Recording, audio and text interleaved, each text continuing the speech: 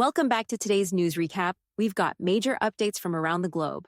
Matt Gaetz and Linda McMahon take center stage in Trump's administration plans. Protests erupt over Maori rights in New Zealand. Undersea sabotage raises alarms in Europe, and a life sentence in a Georgia murder case linked to an international gang. Stick around for all the details. Ethics Committee withholds Gaetz report. The House Ethics Committee has opted not to release its report on former Representative Matt Gaetz, who has been nominated by President-elect Donald Trump as Attorney General. Ethics Chair Michael Gaetz stated that the decision to release the report failed in a vote, with the panel choosing instead to finalize it. Democratic Representative Susan Wild disputed this account, noting the committee's even split often requires bipartisan support to act. Meanwhile, Representative Sean Casten plans to file a resolution forcing the House to vote on the report's release if the Ethics Committee doesn't act by December 5th. The report allegedly includes testimony accusing Gaetz of sexual misconduct claims he denies. Gaetz resigned from Congress shortly after his nomination, raising questions about whether the timing aimed to suppress the report. Linda McMahon nominated for Education Secretary. President-elect Trump has nominated Linda McMahon to head the Department of Education. McMahon, who co-chaired Trump's transition team, previously led the Small Business Administration and is a staunch advocate for expanding school choice. Trump emphasized her commitment to empowering parents and reshaping education policy, including cutting federal funding to schools promoting critical race theory. However, McMahon's nomination is shadowed by allegations of a toxic workplace culture during her tenure at WWE, which she co-founded with her husband, Vince McMahon. Despite controversies, McMahon remains a significant ally in Trump's circle, having financially supported his campaigns. Massive protests in New Zealand. In New Zealand, over 40,000 people gathered outside Parliament to oppose the Treaty Principles Bill, one of the largest protests in the nation's history. The bill seeks to standardize interpretations of the Treaty of Waitangi, an 184-year-old agreement between Māori chiefs and the British Crown.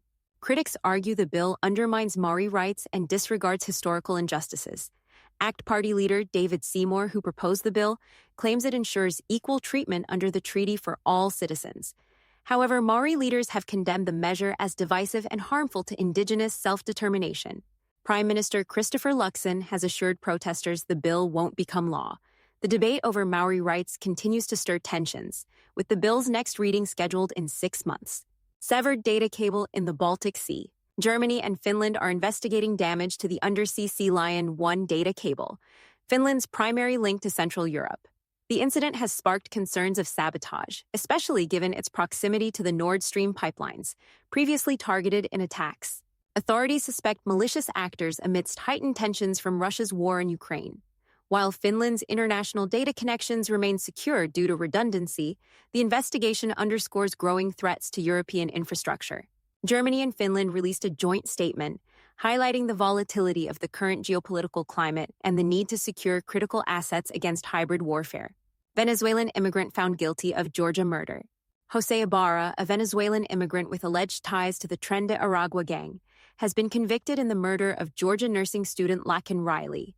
A judge found Ibarra guilty on multiple charges, including malice murder and kidnapping, sentencing him to life in prison. Prosecutors presented evidence linking Ibarra's DNA to the crime scene, along with surveillance footage placing him near the area of Riley's disappearance. Ibarra chose not to testify during the trial. The case highlights broader concerns over organized crime and border security, given Ibarra's alleged gang connections. U.S. closes Kyiv embassy amid threats. The United States temporarily closed its embassy in Kyiv, citing intelligence of a potential airstrike. This follows Ukraine's use of U.S.-supplied attack-mass missiles in attacks on Russian targets, intensifying tensions. Italy and Greece followed suit, closing their embassies, while France urged caution but kept its doors open. The closures come amid warnings of Russian retaliation and concerns over the safety of diplomatic staff. In Kyiv, air raid sirens sounded briefly, and officials urged residents to remain vigilant. U.S. citizens in Ukraine have been advised to stockpile essentials as threats of power outages and infrastructure attacks loom. Netanyahu offers rewards for hostage returns. Israeli Prime Minister Benjamin Netanyahu has announced a $5 million reward and safe passage out of Gaza for anyone returning a hostage. Speaking in Gaza's Netzarim corridor, Netanyahu emphasized the importance of preserving hostages' lives, warning that those who harm captives will face severe consequences. This bold move comes as Israel continues its military operations in Gaza, seeking to resolve the ongoing crisis. That wraps up today's news recap. From international tensions to domestic controversies, the world is as dynamic as ever. Don't forget to like, subscribe, and turn on notifications so you never miss an update. Thanks for tuning in, and see you next time.